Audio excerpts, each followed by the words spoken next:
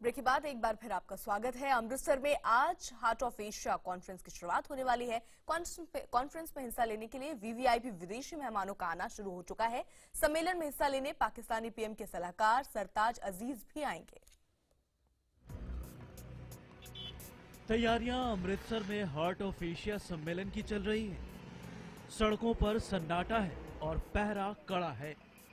दर्जनों देशों के हाई प्रोफाइल नेता और अफसरों का जमावड़ा लगना शुरू हो चुका है।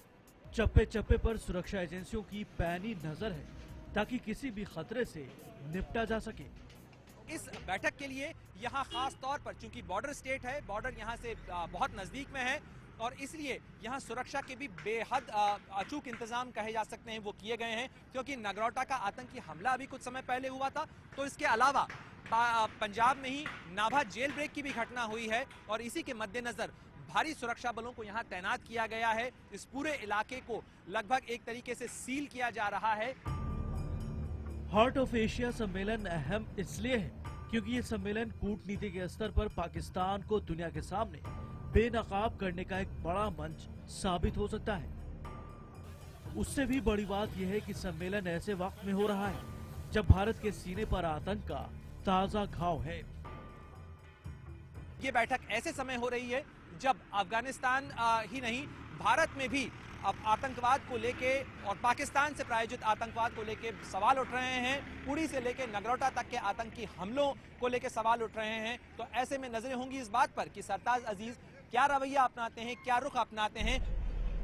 सम्मेलन में इस बार खुद अफगानिस्तान सीमा पार आतंकवाद के खिलाफ मजबूत कार्रवाई के लिए क्षेत्रीय समझौते का प्रस्ताव रखने वाला है। भारत और अफगानिस्तान में सबसे बड़ी समानता यह है कि सीमा पार से आतंकियों को मिलने वाली मदद के दर्द का सबब दोनों ही देशों के लिए पाकिस्तान है। और इससे भी अहम बात यह है कि खुद पाकिस्तान के प्रधानमंत्री के सलाहकार सरताज अजीज आने वाले हैं। सरताज अजीज के सामने ही भारत और अफगानिस्तान सीमा पार से बढ़ने वाले आतंकवाद के लिए पाकिस्तान को दुनिया भर के सामने बेनकाब करेंगे। निगाहें इसी बात पर होंगी कि आतंकवाद के खिलाफ जब पूरी दुनिया पाकिस्तान को कटघरे में खड़ा कर रही है, ऐसे में जब अफगानिस्तान जो कि पाकिस्तान का भी पड़ोसी है, उसकी तरफ से जब एक प्रस्ताव रखा जाएगा तो पाकिस्तान क्या रुख अपनाता है। हालांकि औपचारिक तौर पर अफगान राष्ट्रपति अशरफ गनी और भारत के प्रधानमंत्री नरेंद्र मोदी 4 दिसंबर को यानी कल हार्ट ऑफ एशिया सम्मेलन की शुरुआत करेंगे। लेकिन आज से ही मेहमान देशों के अधिकारियों और नेताओं की बैठकों का दौर शुरू हो जाएगा। अमृतसर में आज सुबह 9 बजे मेहमान देशों के अधिकारियों की पहली बैठक होगी। दोपहर 2 बजे फिर से बैठक को आगे बढ़ाया जाएगा। शाम 4:50 पर मेहमान देशों के मंत्री और अफसर स्वर्ण मंदिर जाएंगे। शाम 6:30 बजे अफगान राष्ट्रपति अशरफ गनी और भारत के प्रधानमंत्री Narendra Modi heart of Asia सम्मेलन में पहुंचेंगे।